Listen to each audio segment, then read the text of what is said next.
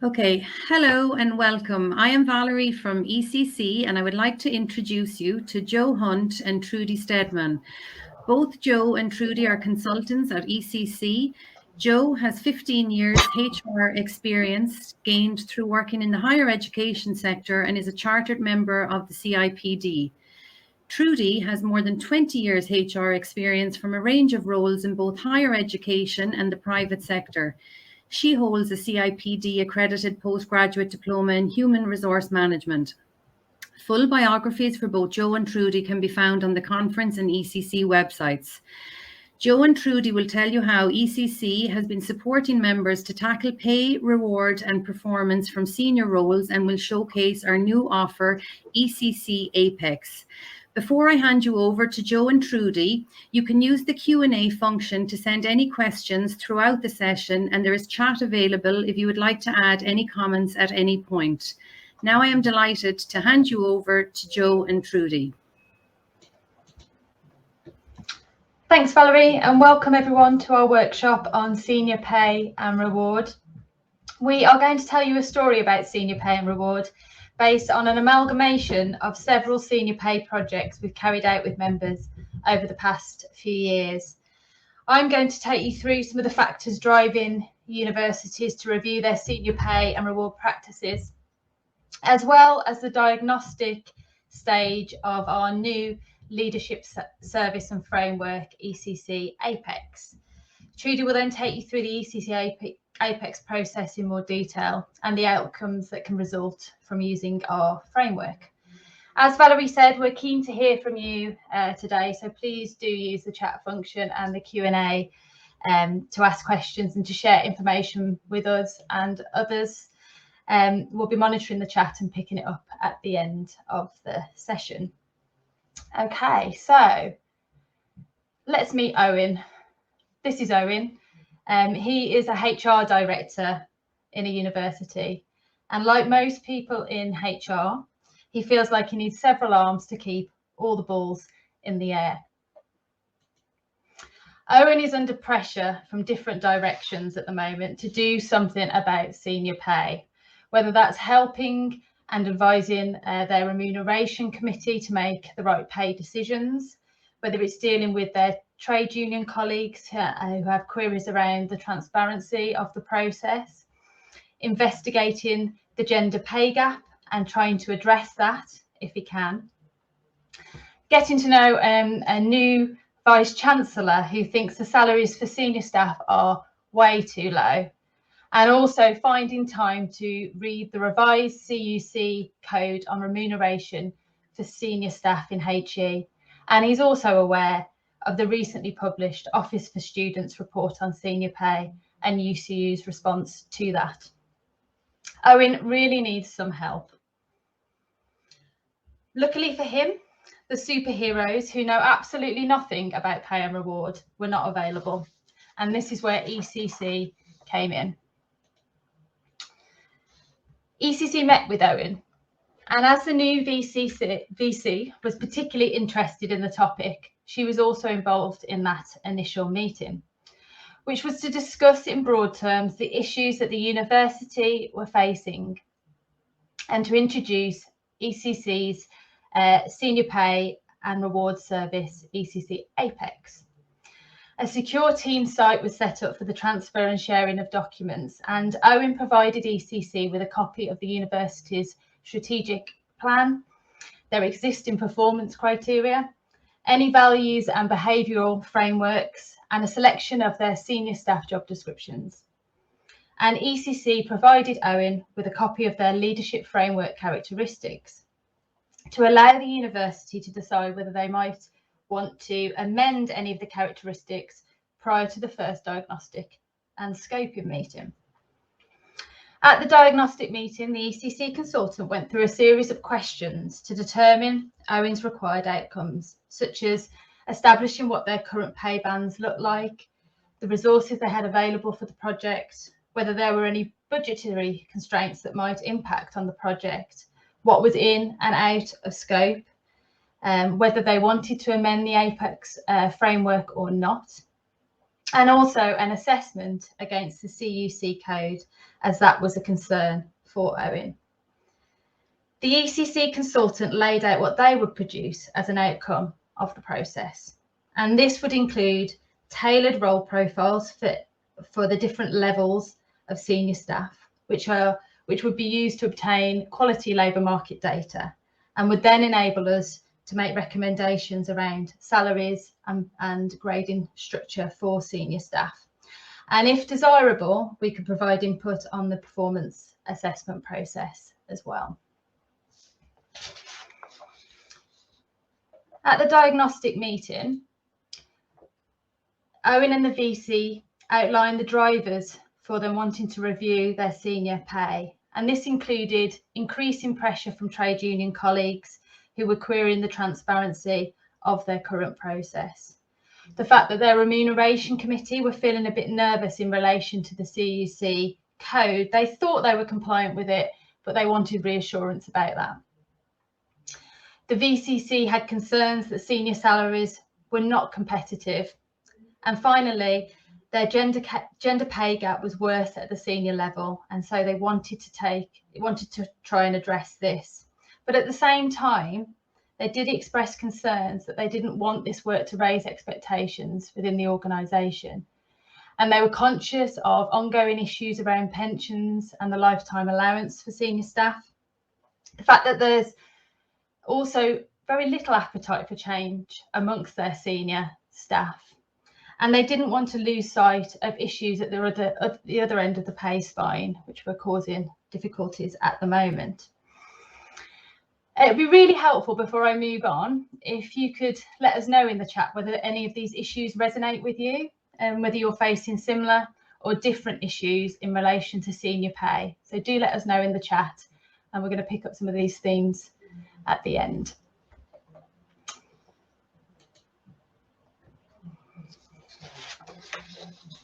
Through the discussion, the ECC consultant established that the university, Owen's University, had extended the national 51-point pay spine to 0.65. And essentially, they had a series of grade 9 roles, some of which were paid on the national pay spine, and others that were paid above 0.51 on spot salaries. And they also had a smaller number of very senior staff in grade 10 that were paid on spot salaries. These staff, their pay usually referenced the market, but individual negotiation of salaries was also common within the university. For grade 10 staff only, there was a performance scheme in place, and it was possible to receive 10% of their salary as a bonus under this scheme. In terms of the desired outcomes, Owen wanted to ensure that they had a fair system for evaluating senior roles, and that they could establish clarity over the difference between grade 9 and 10 roles in their organisation. He wasn't sure that they wanted formal pay bands necessarily, but was happy to take advice from ECC on that once they had evaluated everything.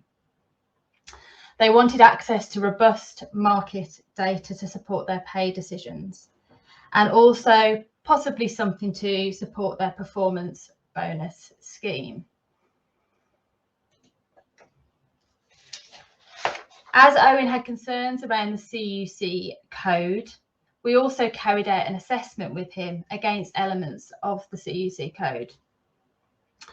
The code is voluntary, but like ACAS codes, there's an expectation that they will be followed. Now on the screen, you can see our assessment against the code with Owen. And the red text on the screen is the minimum requirements of the code. So universities should apply these principles or explain why they haven't done so.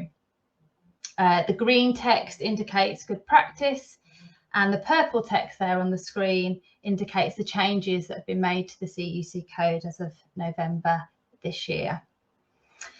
The CUC has noted that work on fair pay has been ongoing in the sector, particularly in devolved administrations through the Fair Work Commission in Wales and the Fair Work Convention in Scotland. So the revised code is more explicit in relation to the issue of fair pay for all, not just senior staff. And that's something that Owen needs to take on board and consider when moving this work forward. The code also states that several elements should be considered when looking at senior pay, including things like the complexity of the role. So what is the scale and range of decision making within that role? What impact does that role have on students or resources, finances, research, employees or partners? What level of discretion does a role holder have in terms of their level of accountability and the degree of autonomy and decision-making authority within the role? What level of experience is required to carry out the role, and what knowledge and skills are required, including any specialist skills, and the reputation and academic or professional credibility should be considered in terms of what's needed for the role as well. And you can see on the screen that perhaps Owen isn't sure that they necessarily link remuneration for their senior staff in that way. So for ECC can reassure him that under the new framework, they can help him with that.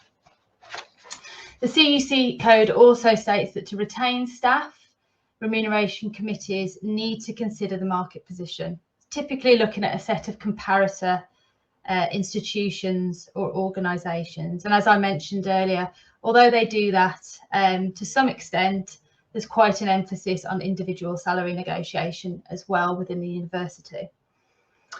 Under the CUC code, institutions also need to reflect on what the consequences will be in instances where individuals do not deliver the expected contribution. And this is something of a concern to Owen. So institutions should be clear about what they expect from their staff, what is normal and what is exceptional performance. And there should be a robust and consistent process for setting objectives and assessing individual contribution. And again, Owen is concerned that they don't necessarily strongly follow those principles.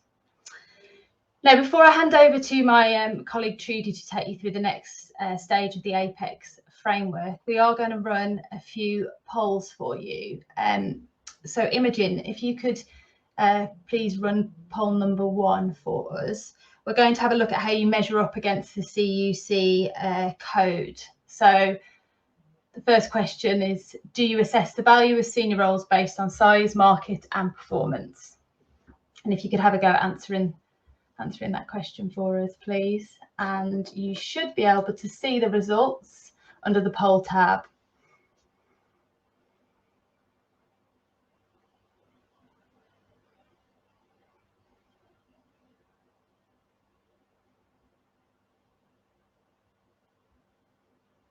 Great, thanks. That's actually very positive results there, with 8 votes for one or more elements and 4 votes for yes there. So, and actually no votes under no. So that's pretty good going.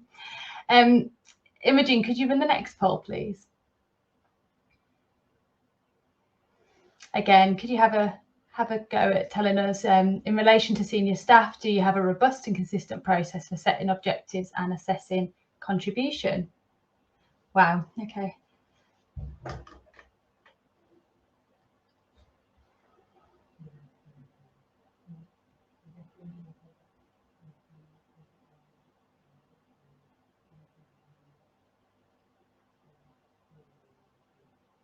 Okay, I think that's quite consistent in terms of what our experience of working with members as well. And we've got 6 votes for no and 5 votes around only for setting objectives. So I think that's it's probably our experience as well. And finally, poll 3, please, Imogen. Does non-achievement of objectives have consequences for your senior staff?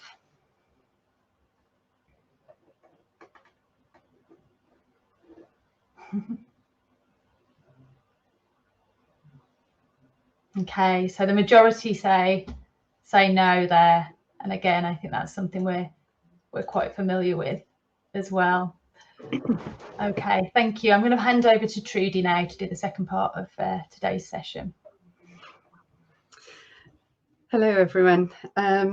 Right, Joe's talked a bit about the diagnostic, so I'm actually going to take you through the process, and I'm going to pick up at stage 2, which, as you can see from this process map, actually has 2 components to it, and these are two processes that run alongside each other at the same time.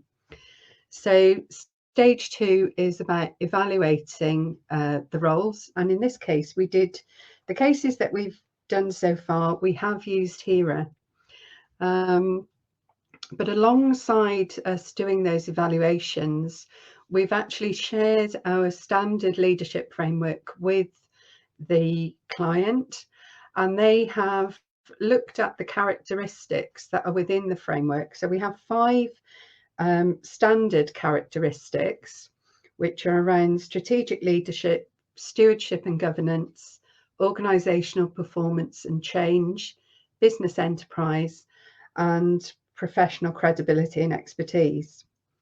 And the organisation can either agree to use those, they can amend the wording of them slightly, or they can actually substitute different characteristics to reflect their strategy and the things that their senior staff are actually working on and trying to achieve. So whilst the evaluations are going on, we're also doing that work with them to agree the framework. And that's something that in this case, we had a little bit of input to it, but in the majority of the time, the customer did that work on their own and liaising with their senior staff to determine what that framework should look like. The next stage then is to start looking at the outcomes of the evaluations, and we start to do what we call levelling and mapping. And for this, we have a levelling questionnaire. So we can start to, where we have groups of roles, we can start to map them across to the levels within our framework. And our framework has 5 levels for senior staff, including the Vice Chancellor. And we start to map roles to those levels. And I'm going to show you some screenshots in a moment, which will demonstrate how we do that.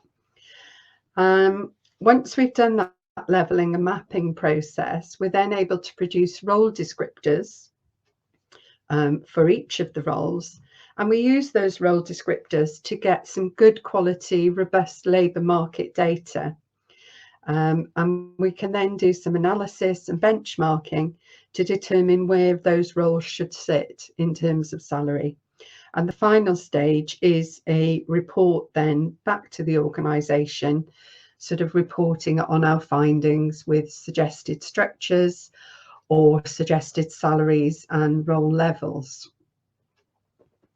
So in terms of this particular organisation, our initial findings were that all the senior roles had been essentially evaluated to a certain degree, in that as long as they scored over 570 HERA points, they were put into a senior band. What that meant was that there were 80 roles that had scored above that magic 570, as it were, and they were sat actually, some of them were sat on the national pay spine from points 46 up to 51. And then, as Joe mentioned earlier, this particular organisation had actually extended the pay spine to point 65. So we had 80 roles that sat essentially on these points 46 to 65. And once it was above point 51, they were very much spot salaries. Occasionally more than one role on one salary, but very much about spot salaries. And we also had 22 very senior roles, which hadn't been evaluated in any way. And they had a salary range of between 80 and £175,000. Those that were on the spine points, as you can see there, the salary was between 54 and 79. So when we did the HERA evaluations, what we found was that the roles that sat in grade 9 there was a range, really. We had some professors, which is the sort of bright blue or slightly darker blue. We had some heads of department, which was the biggest sort of area, some deputy directors and associate deans, some managers, some directors, 2 clinical academics and a dean. And when we compared that then to the roles that were sitting in grade 10, you'll see that we've had some overlap in that we had professors also appearing in grade 10, professors who were also heads of centre, again, quite a large proportion of this, this grade 10, executive deans, some directors and deputy vice chancellors. And our HERA evaluations for these roles showed that they were falling somewhere between 693 HERA points and 790. So once we'd done that initial HERA analysis of these roles, we then moved on to use the Apex prototype, which is, and at the moment we just have a prototype, which is why I'm not actually live demoing for you. And the levelling questionnaire takes people through a series of statements. It's quite literally a tick box. And then depending on the statements that are ticked, users are directed to a particular level profile. So in this particular case that I've done the screenshots for, we would have been directed to a level 3 profile. Once we select that we want to carry on with that, we're faced with a series of screens. Now, the unique thing about our framework is that level 3, as you can see here, we have 3 statements that are in bold. And these are the statements that are absolutely essential for a role that is sitting at this level. And in this case, we're looking at strategic leadership. What you can then do is select additional statements that will be listed here. But you also have the opportunity to select statements from the higher level of the framework, because we know that universities are all quite different, they're different sizes, and actually leadership teams look quite different as well. So this allows a kind of mix and match approach so that the profile that's generated is very specific to that role and to your organisation. And that means that we get better labour market data. So essentially it's a questionnaire. As this shows, this screen is strategic leadership, but we have very similar screens then for the other characteristics that we use within the framework.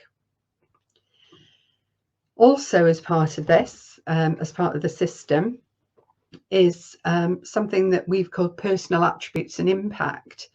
And again, the university is able to tailor this to reflect their values and the behaviours that they expect to see from their staff, whether it's senior staff or staff at other levels. So once we've completed our questionnaire online, we then produce a role profile that looks something like this. And that is then used to look at the labour market data. And we use a variety of sources. So we mainly use, as you know, IDR is our partner organisation, and we've been sort of ramping them up, if you like, to be able to respond to senior staff queries by giving them a variety of job descriptions and profiles over the last 3 months or so that they can start to build their database to support this new process. Prior to that, we were very much having to do it on an ad hoc basis and sort of in a quite manual way, if you like, with the organisations.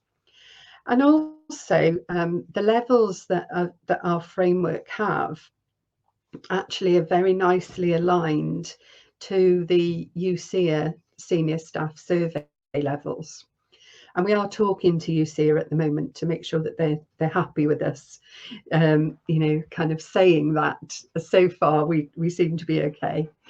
We can also pick up any other relevant salary data. So for example, we've got some members who specifically like to look at salary data from museums and gallery sector to make sure that they're tying in with that as well. So once we'd gone through this process with Owen's organisation, and this is what the outcomes were. So we ended up with these results. So our level 1 Vice Chancellor, we've included a profile for a level 1. We don't anticipate that anyone is actually going to sit down their Vice Chancellor and evaluate them against this profile. That profile is there more for succession planning. So if you have Deputy Vice Chancellors and you want to start to think about talent management, or you want to develop their roles a little bit, you are able to select elements of the Vice Chancellor profile to include in those DVC profiles. So this is how we ended up in terms of the senior staff. We found that our level 2 and level 3 of our framework and our mapping was fairly straightforward in terms of the roles that sat in them. Where we then came across something that was a little bit more bespoke was this is called level 4 for this organisation, but in terms of actually our levels, it's a mix of level 4 and level 5 in terms of the mapping levels. And it was decided that the best way to deal with this in terms of structure was to actually make this level the grade 10. And you'll see that there are some points totals in here as well. So we also determined through the mapping, following the HERA evaluations, that we could actually put some breakpoints in, if you like, where roles had to score in a particular way as the organisation particularly wanted to carry on using HERA. And alongside that, because there were so many professors within these senior bands, we also developed professorial banding. Now, some of this corresponded with grade 9, which sits against the 51-point pay spine. And then the others, there were 2 levels, one which was corresponded to grade 10, which is this level here in terms of the professional staff. And we also had some professors who fell into this senior level, level 3. So that was kind of the results. What that actually meant in terms of money and in terms of salary outcomes was that there was a levelling up of salaries for 2 of the Deputy Vice Chancellors. So 1 male and 1 female. 3 salaries in level 3 were increased, all heads of centre. And again, this is 2 female and 1 male. This level here, which became level 4 for the organisation, became a new grade 10 and utilised essentially from above 0.51 through to a 0.65. But there was a bit more of a grouping and levelling out, smoothing out, if you like, of the salaries that sat there. And then for grade 9, it was decided that these roles would be limited to spine points 46 to 51 of the national pay spine. So some of the other things that were produced, obviously we introduced the professorial banding with the top levels linked to and using the framework. And there is actually an academic version, if you like, of the framework. So if somebody is at a level 3 but is very much academically biased, then there's an alternative form of words for that profile that can be used. The gender pay gap was decreased in that particular quartile, and of course that had an impact then overall. And also we produced some clear guidance for the remuneration committee. Some of the work that's ongoing at the moment is looking at the performance assessment measures and trying to link them into the framework so that there is actually a way of measuring performance and looking at contribution that can be assessed. And these organisations have also gone on to look at performance and contribution more widely, and actually taking on board again what Joe mentioned about the CUC code. They're actually looking at their current grade structures for all their other staff, because they're contemplating becoming a real living wage employer, becoming accredited for that, and that is going to impact on their other grade structures. Just before we move on to Q&A, just want to share with you, and I need to make myself mute for this.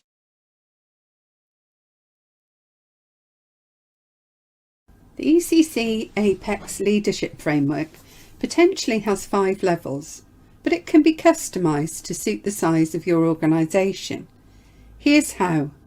Imagine that this is your organisation, and this purple doll is your head of organisation, so your Vice Chancellor, Principal or Chief Executive.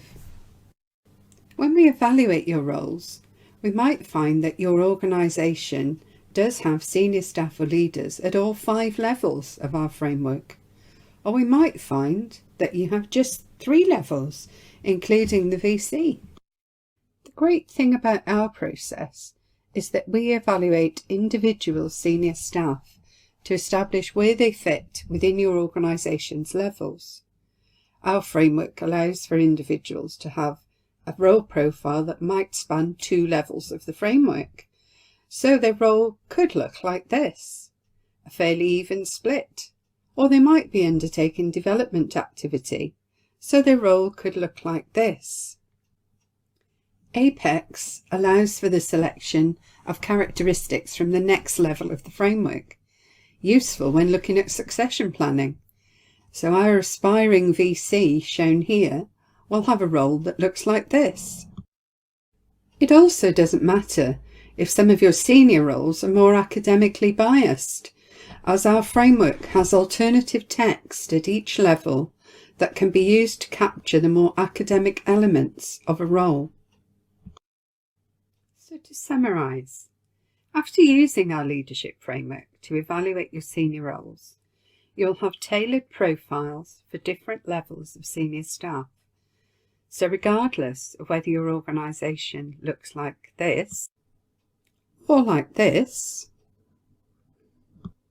or even like this, we can help.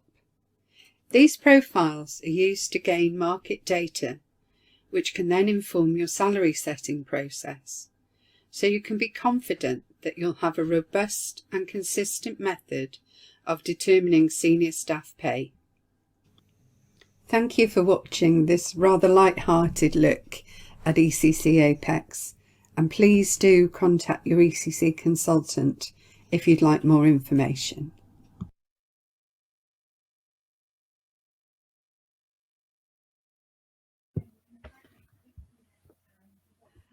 Right, we're about to go on to Q&A now. Thank you for watching the video. We can't guarantee that all your senior staff will have such lovely smiley faces as our Russian dolls, but hopefully it illustrated in a rather light-hearted way how the framework works.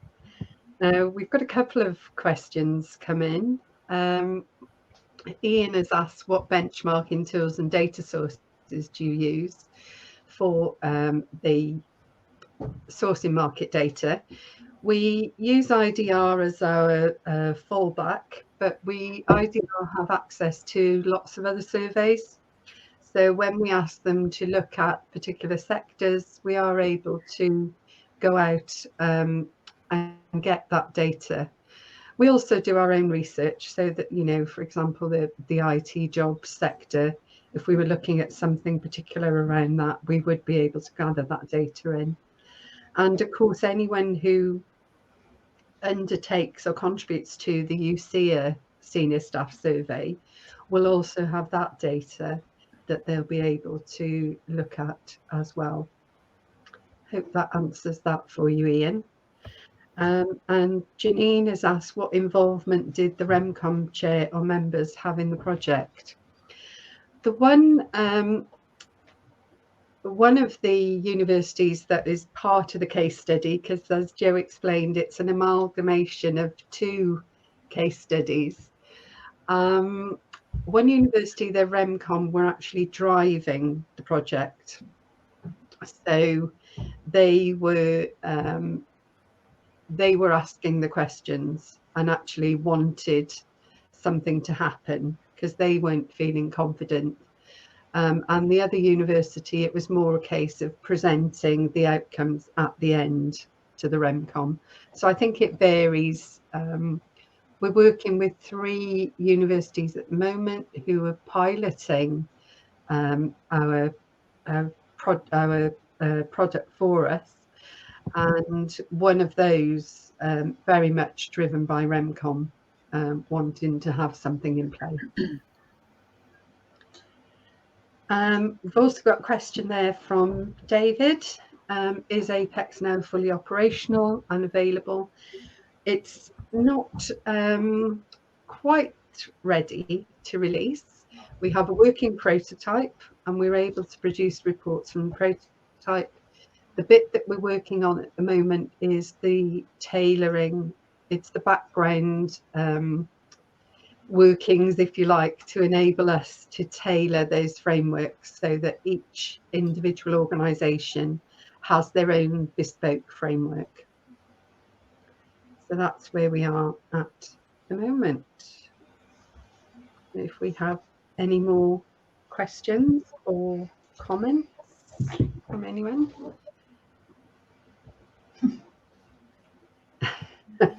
Thank you, Janine. Nice comment in the chat. Thank you. But other than that, you know, if you do have any questions, please do get in touch with either myself or Joe or any of your ECC consultants. They're all aware of what's happening with the framework and what we're doing. So yeah, they'll be able to give you that advice and guidance if you need it. So thank you for your attention.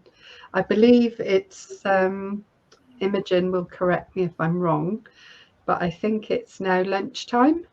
Yes, can I just take this opportunity to thank you both, Joe and Trudy, for delivering this session, which I hope you all found very interesting. Thank you to both of you. Lunch and networking is next on the agenda, and it would be really good if you could try and take some time to take part in some of the networking carousel. You might actually find it very useful, make new connections, bump into some old colleagues. And following the break, we have our AGM and first ever ECC award announcement, which starts at 1 p.m. So this is your AGM as members of the ECC consortium, and we would encourage you all to attend. So I hope you enjoy the rest of your day, and thanks again, everyone.